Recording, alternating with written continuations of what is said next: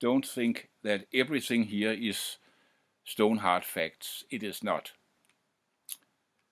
One thing that is a bit embarrassing, I would say, is that she tells this story about John being born while there was a bomb attack of German aeroplanes. There wasn't. That's a myth. I know it's a really good story, and I love the story, but it's not true. He was not there.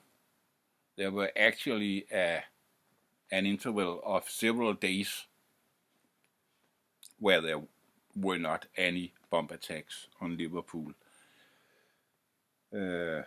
Speaking of which, you know, all those stories that came around and people have believed and say, oh, it's such a good story. Yes, but it's not true. There is this book, quite funny, called The Walrus Was Ringo. And you can see here, 101 Beatles myths debunked. They are going all through those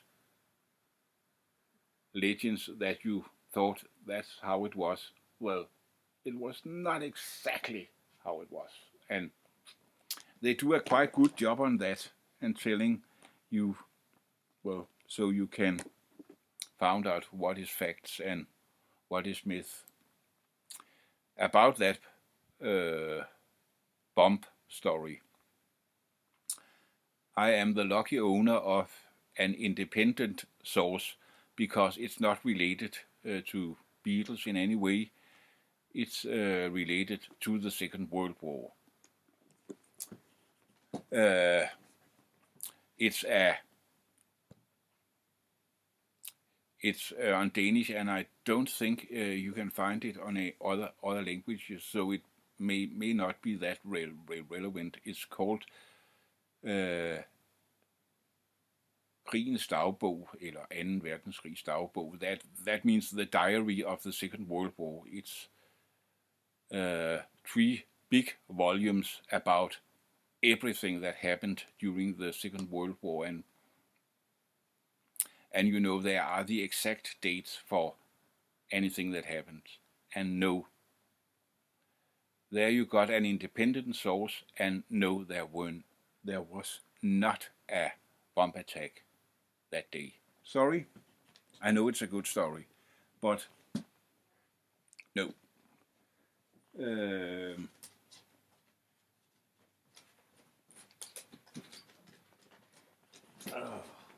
is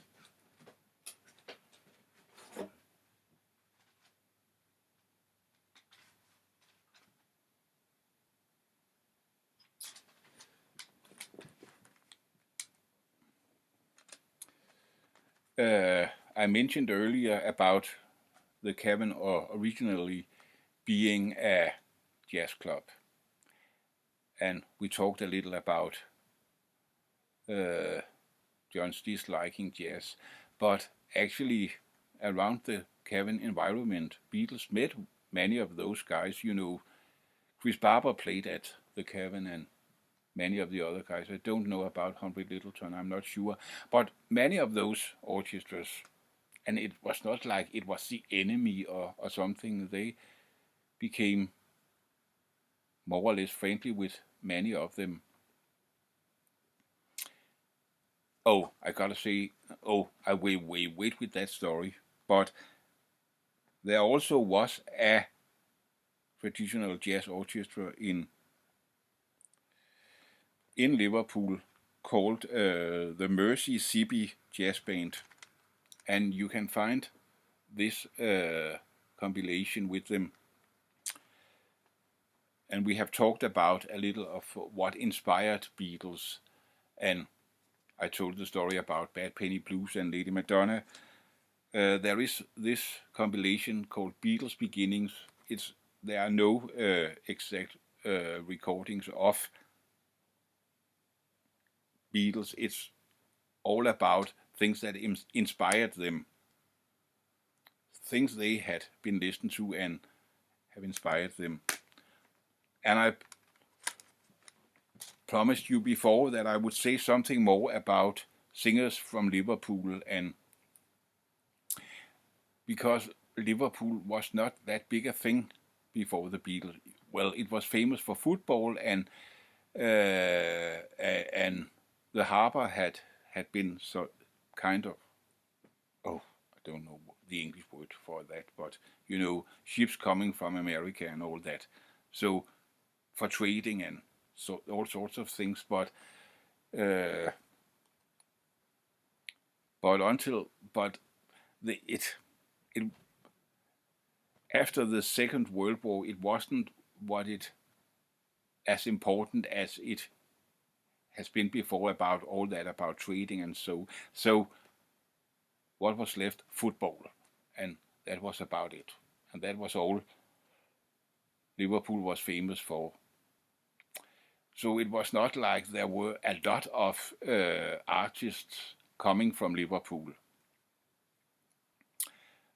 So that thing about Billy Fury being from Liverpool, it is actually something, and that's why I think it could be true, that story about John Lennon asking for his autograph, because you must remember John Lennon was not the famous John Lennon yet. He was just a young kid from Liverpool, and there was a guy coming from the same city. It was kind of one of ours, and he has become famous, and wow, it's like it's one of our own, that, and so I think it might very well might be true, but actually there was a singer before Billy Fury that got national attention and was quite famous in most of Britain, but it was in a kind of different style of music. Is this guy Michael Holliday, a singer from the 50s, and not very rock and roll orientated. It's more like family entertainment. It's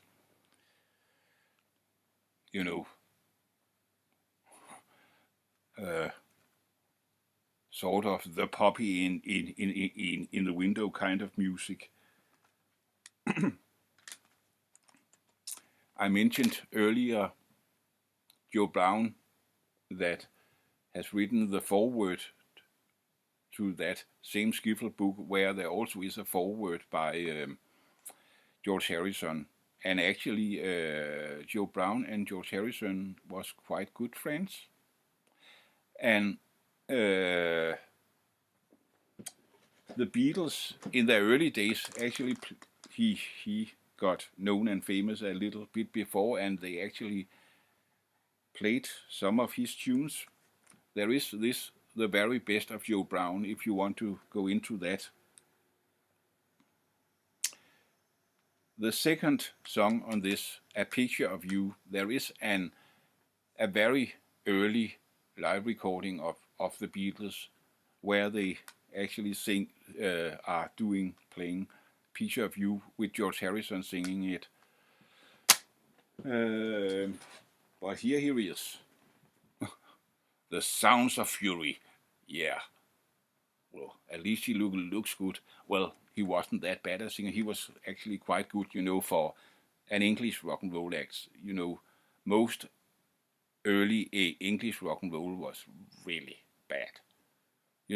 About the first thing that came along was Tommy Steele. I mean, compare Tommy Steele to something like Little Ray Richard.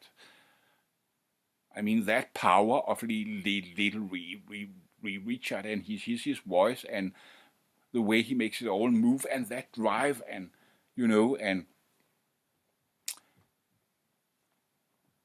and I know some have outridden Bill Haley as being just some kind of cozy uncle, but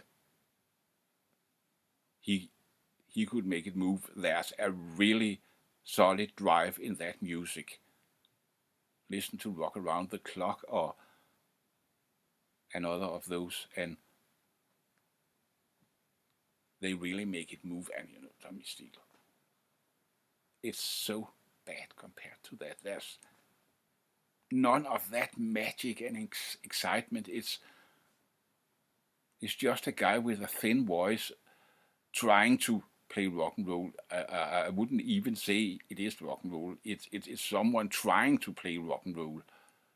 And at the same time, at Tommy Steele, lesser known, but it was at the same time there was a guy called Tony Crumpy,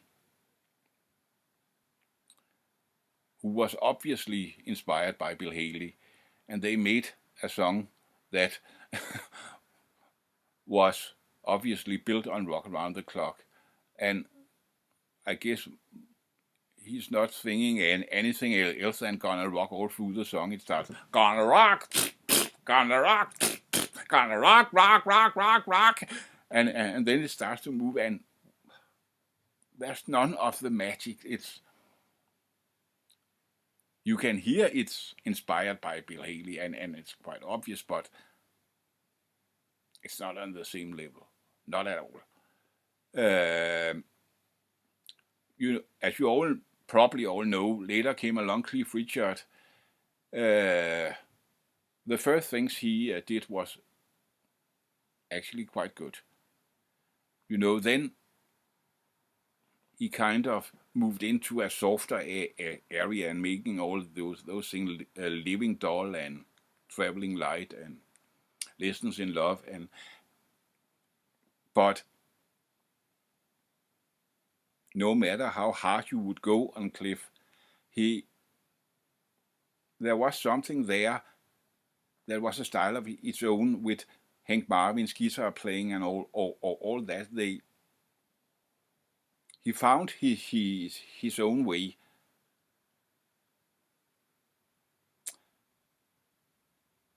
But his first hit, Move It,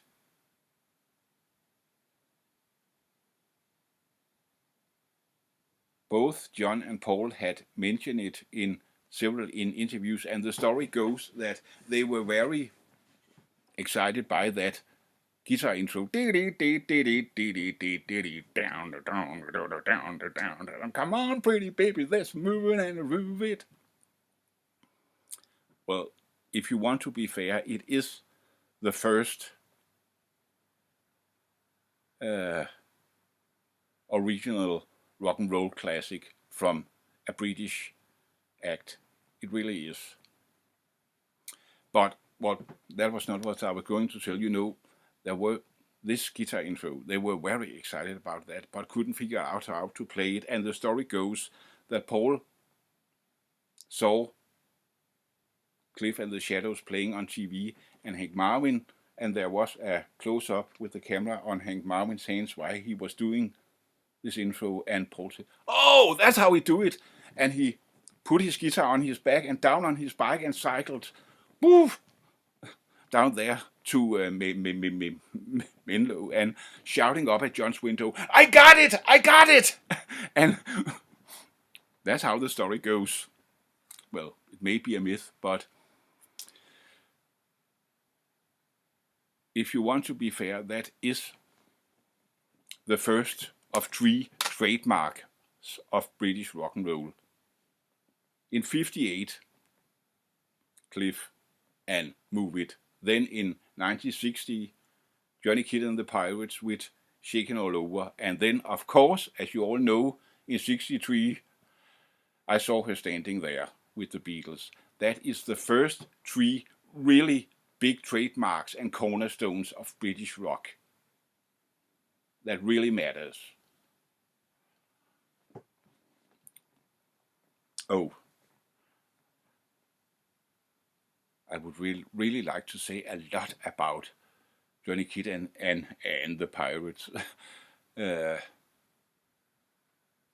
deserve a much bigger place in the history of rock than they have got. They are sort of there between Cliff and Beatles, and that's not from a historical point of view and being a knowledge and all that. It's not the best place to be.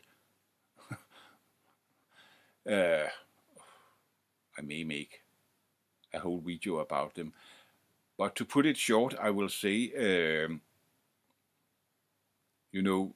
Shaking All Over was a big hit, and they had a few smaller hits, but they were not a band with many hits, but they were very popular in the club circle. And many of those who would become famous later on were big fans and followers. And I'm talking about like guys like Jimmy Page, Pete Townshend, and a lot of other guys there were really followers of Johnny Kidd and the Pirates. I could say so much more about it. Well, I leave it for another time. Not to. So this video would not be too long. But one more thing I got to say, and I think it's a bit important, is that, as I told you, like things like Merseysippi jazz band or this guy Michael Holliday, well, it may be connected to Liverpool, but stylistic, it was a complete different thing. And it was not that British invasion sound at all. If you really want to hear British invasion before British invasion, the band to listen to is Johnny Kidd and the Pirates. They were really the one that made an exact British sound. Yeah, it was rock and roll, but it was not just, copying the American artist.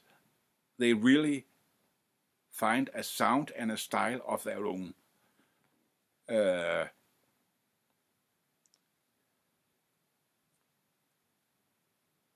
And well, they were not from Liverpool, but it is kind of the forerunner of the Beatles. And it was a really great band. And I tell you, Johnny Kidd, or Freddie Heath was his real name. Johnny Kidd was a stage name.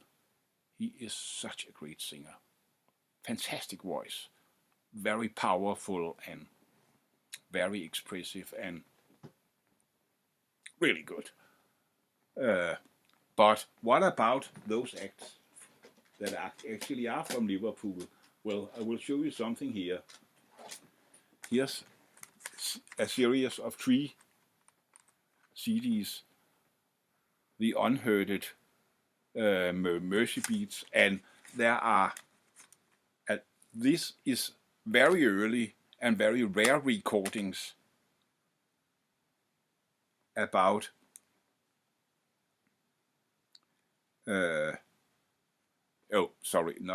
with a lot of all those Liverpool groups, and there are some of the famous among them, like Swinging Blue Jeans and Jerry and the Pacemakers, and so you can hear some very early tracks with them, and you can really sort of hear, oh yeah, you can hear this, and if they are not. My only grudge against it, I think it's really great stuff. My only issue is that it's not chronological. But you could